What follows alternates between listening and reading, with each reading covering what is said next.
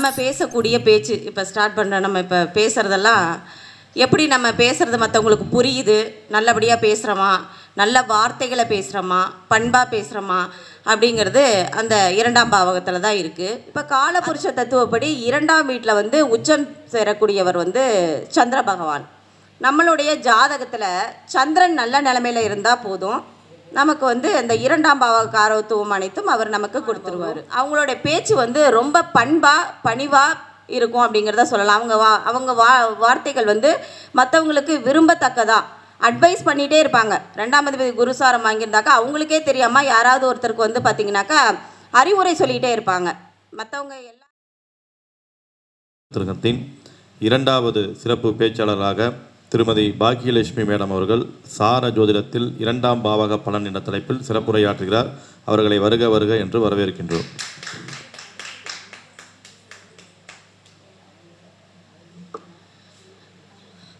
அனைவருக்கும் வணக்கம்.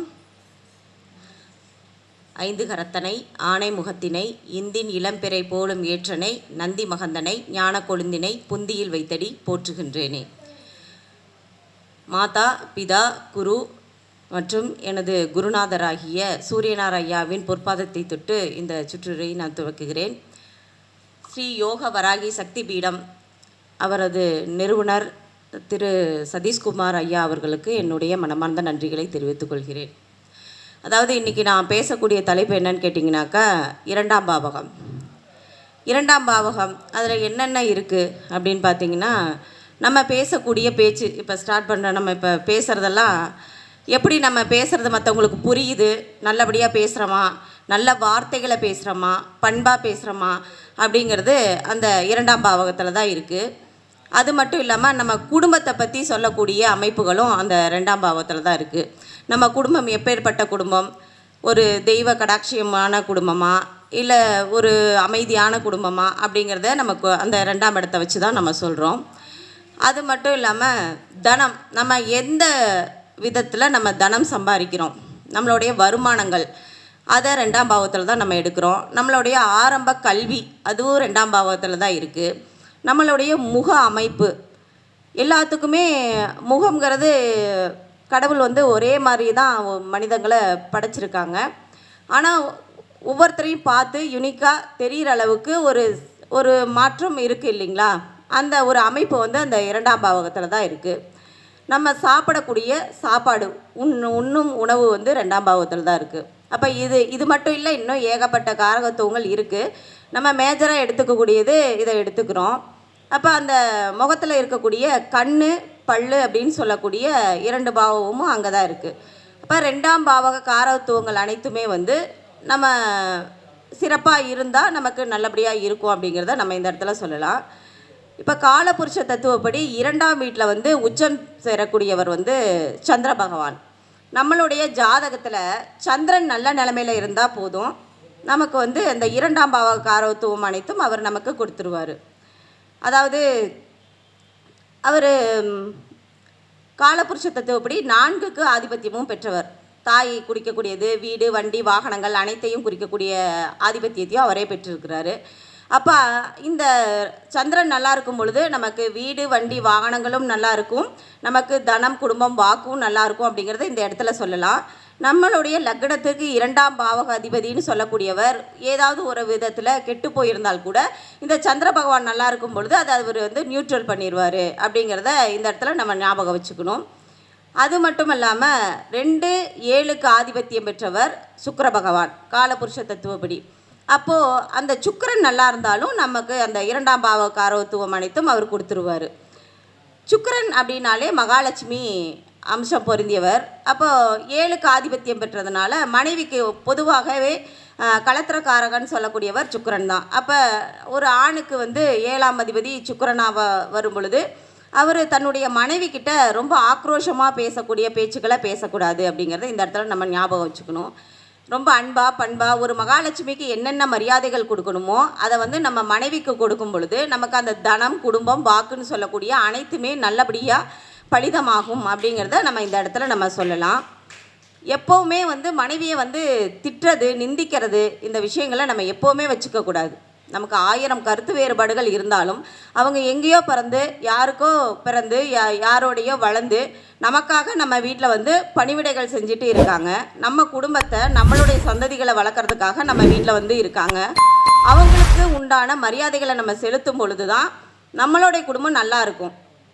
எந்த வீட்டில் வந்து பெண்ணை போற்றி பாதுகாக்கிறாங்களோ பாருங்கள், அவங்க வீடு வந்து ரொம்ப செழிப்பாக இருக்கும், மரியாதையாகவே இருக்கும் அப்படிங்கிறத இந்த இடத்துல சொல்லலாம்.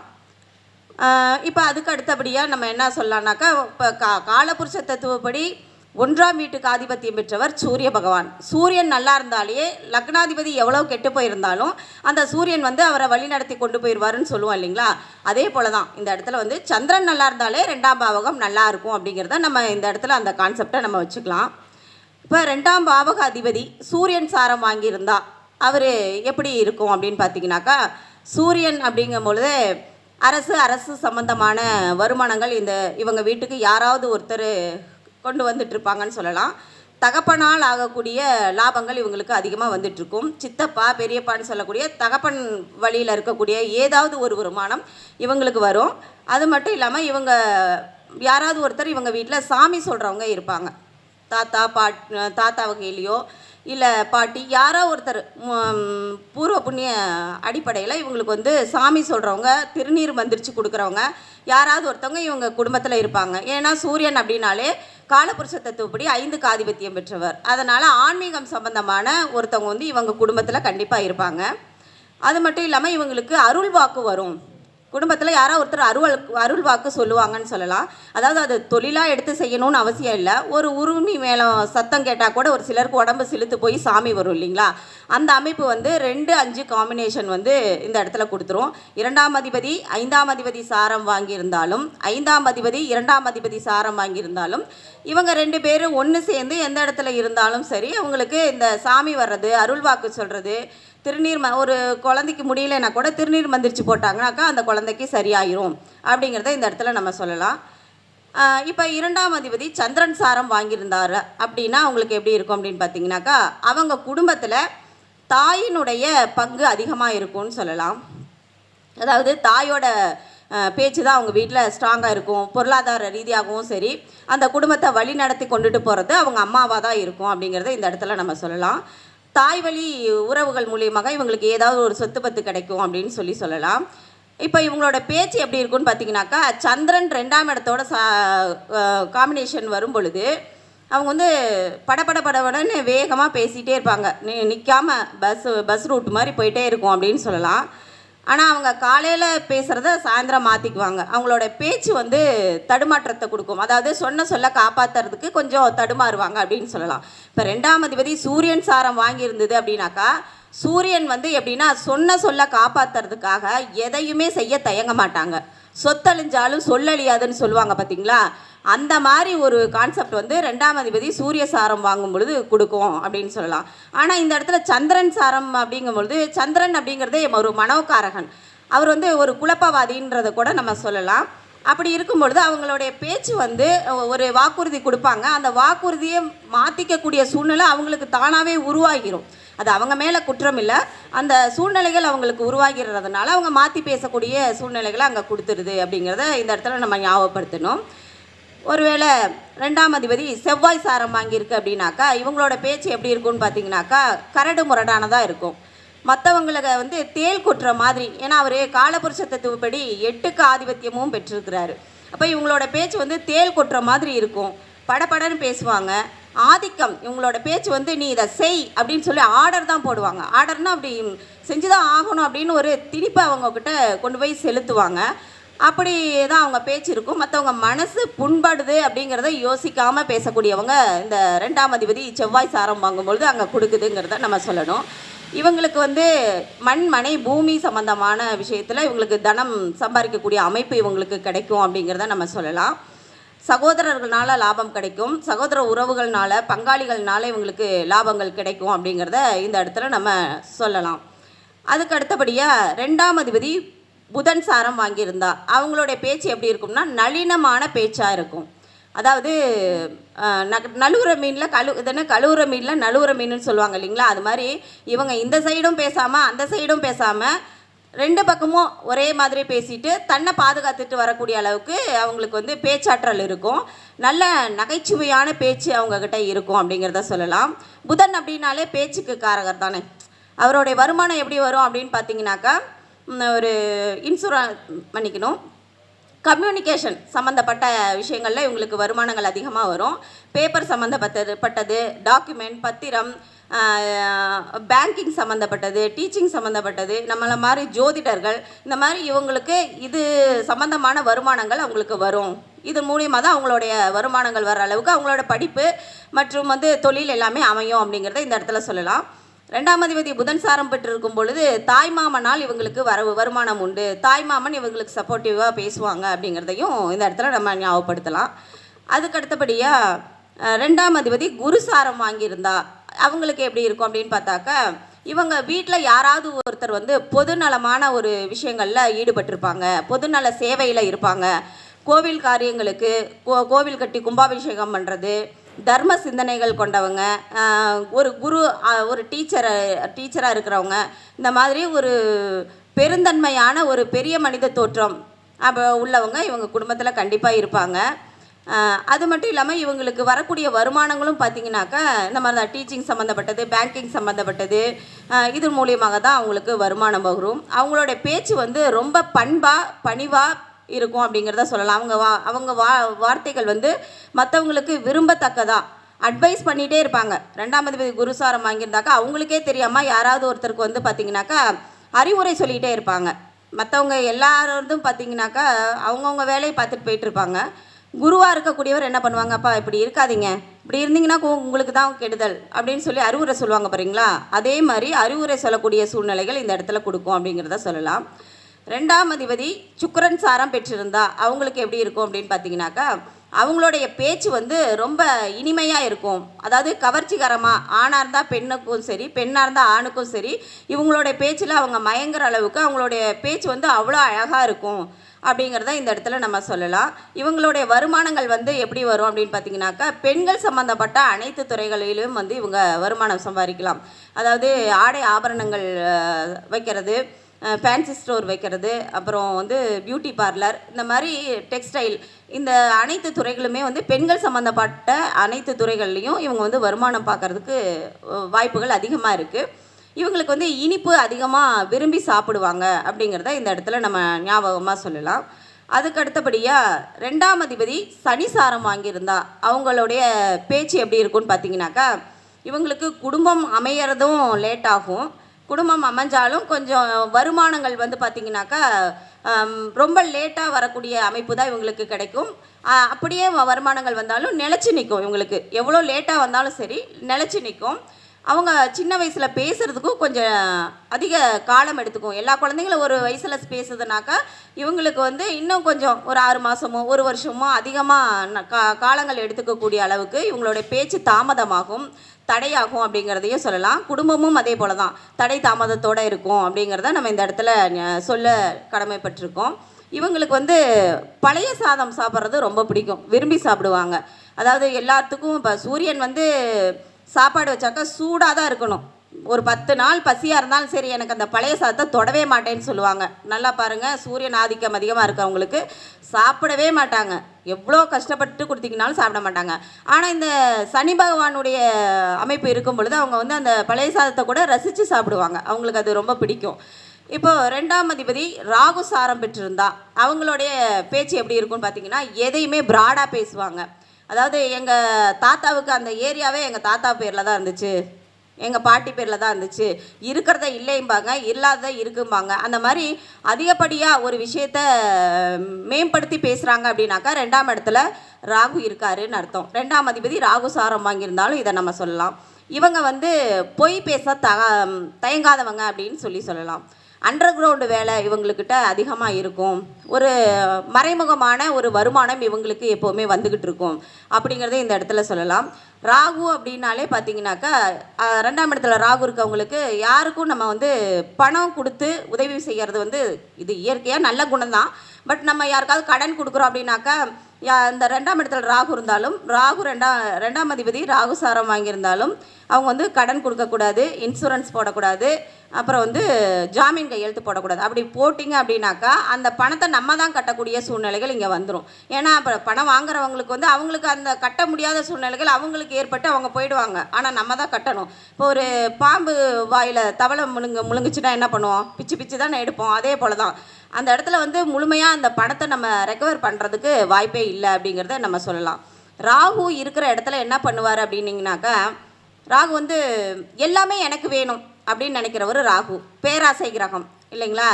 இது நல்லதாக இருந்தாலும் எனக்கு கொடு, கெட்டதாக இருந்தாலும் எனக்கு கொடுன்னு சொல்லிட்டு எல்லாத்தையும் வாங்கி மூட்டை கட்டி வச்சுக்குவார்.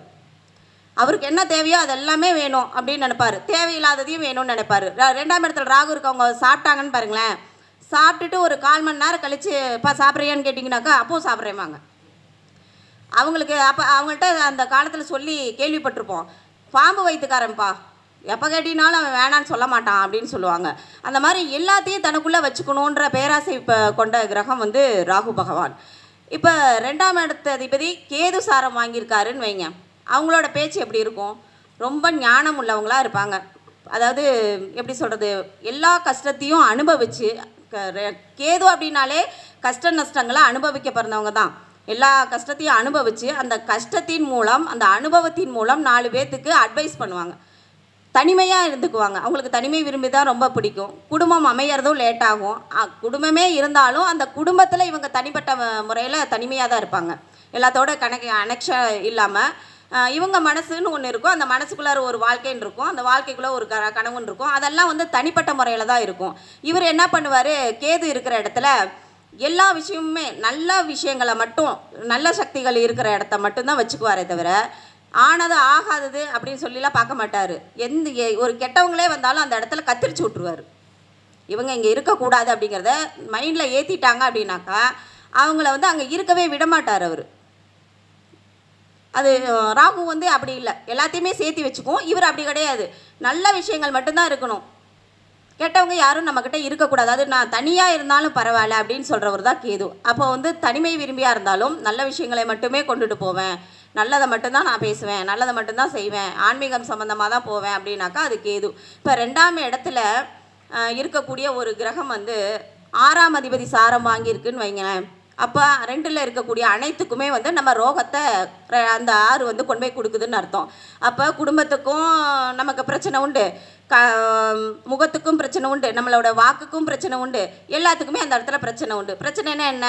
ரிப்பேர் பண்ணணும். இப்போ வாயில் வந்து பல்லு கண் இப்படி இருக்குன்னாக்கா கண்ணுக்கு கண்ணாடி போடணும், பல்லுக்கு ஆப்ரேஷன் இல்லை, ஒரு ஆஸ்பத்திரிக்கு போய் ஒரு மாத்திரை மருந்து சாப்பிட்றது, இது எல்லாமே வந்து அந்த இடத்துல கொடுக்கும்.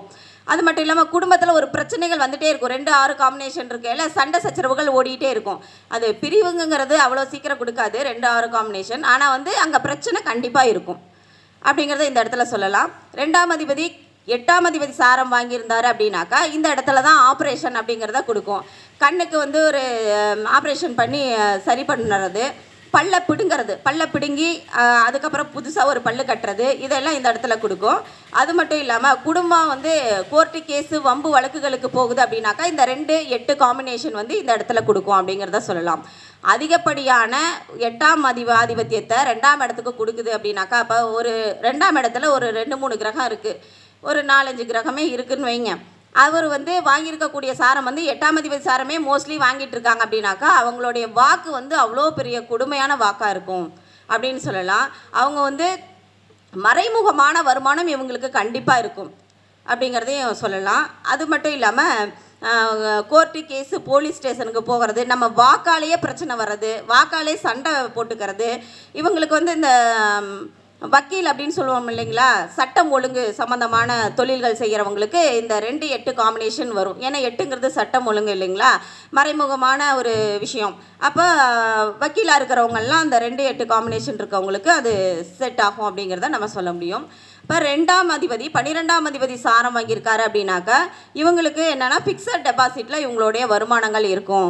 இன்சூரன்ஸ் போடுறது, ஃபிக்ஸட் டெபாசிட்டில் போட்டு அதை சேமித்து வைக்கிறது, இதெல்லாம் இருக்கும். ஆனால் என்ன இந்த இடத்துலன்னு பார்த்தீங்கன்னாக்கா வெளிநாடு வெளிமாநிலங்கள் வருமானங்கள் இவங்களுக்கு அதிகமாக வரும். அதன் மூலியமாக போனால் இவங்களுக்கு வருமானங்கள் வரும். அதை விட்டுட்டு ஆப்போசிட்டாக வேறு நான் இருக்கிற இடத்துல தான் வேலை செய்வேன், இங்கே தான் இருப்பேன் அப்படின்னு சொன்னாக்கா அவங்களுக்கு வருமானமே இல்லை. ஏன்னா அவங்களோட வருமானம் வெளிநாட்டில், நீ இந்த இருக்கிற இடத்த விட்டு வெளியே போ, அப்போ தான் உனக்கு வருமானம் வருதுங்கிறது அந்த பிரபஞ்சமே சொல்லுது. இப்போ அதை சொல்கிறத நம்ம கேட்டு நம்ம அதன் வழியாக நடந்தோம்னாக்கா நமக்கு அதிகப்படியான வருமானங்கள் கிடைக்கும். ஆனால் இங்கே வந்து 2-12 காம்பினேஷன் இருக்கும் பொழுது நம்ம உணவுக்காக அதிகமாக இவங்க செலவு பண்ணுவாங்க அப்படிங்கிறத இந்த இடத்துல நம்ம சொல்லலாம். அப்போது 2ஆம் இடம் எந்தெந்த சாரங்கள் வாங்குது, எந்த கிரகத்தோடு இருக்குது, எந்த கிரக சாரம் வாங்குதோ அந்த கிரகத்தினுடைய ஆதிபத்திய காரகத்துவங்கள் அனைத்தும் முழுமையாக கொடுக்கும் அப்படிங்கிறத இந்த இடத்துல நாம் எடுத்து சொல்ல கடமைப்பட்டிருக்கோம். எனக்கு இந்த வாய்ப்பினை அளித்த திரு சதீஷ் சார் ஐயா அவர்களுக்கு மிக்க நன்றி.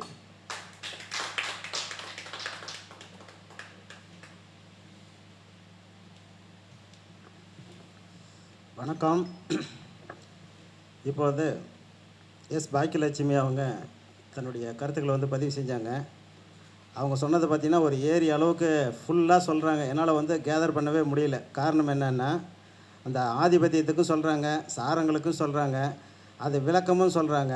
அப்படிங்கும்போது பார்த்திங்கன்னா இப்போ 2 ராகு சாரம் சம்மந்தப்பட்டாவோ 2ல் ராகு இருந்தாலோ 2 அதிபதியுடன் ராகு சேர்ந்தாலும் மறைமுக வருமானம் ஒன்று வரும்னு சொன்னாங்க. பார்த்திங்களா, 2-12 சம்மந்தப்பட்டால் வெளிநாடு வெளிமாநிலத்தில் போய் சம்பாதிச்சா தான் உண்டு. அதை விட்டுட்டு இங்கே இருந்தோம்னா அதுக்கு வருமானம் வராதுன்னு சொன்னாங்க. இது மாதிரி ஒரு ஆதிபத்தியத்துக்கும் சொல்லி, சாரங்களுக்கும் சொல்லி, இணைவுகளுக்கும் சொல்லி, அப்படி நிறையா வந்து இதனால நிறையா மீட்டிங்கில் பேசுனாங்க. கொஞ்சம் வேகம் இருக்கும், பதட்டம் இருக்கும், படப்படப்புலாம் இருக்கும். இதில் வந்து எதுவுமே இல்லாமல் தெளிவான ஒரு உரையை இன்றைக்கி கொடுத்தாங்க. அதுக்கு மிக்க நன்றியை சொல்லி இந்த சங்கத்தின் சார்பாக அவங்களுக்கு பொன்னாடை போற்றி கௌரவிக்கிறோம்.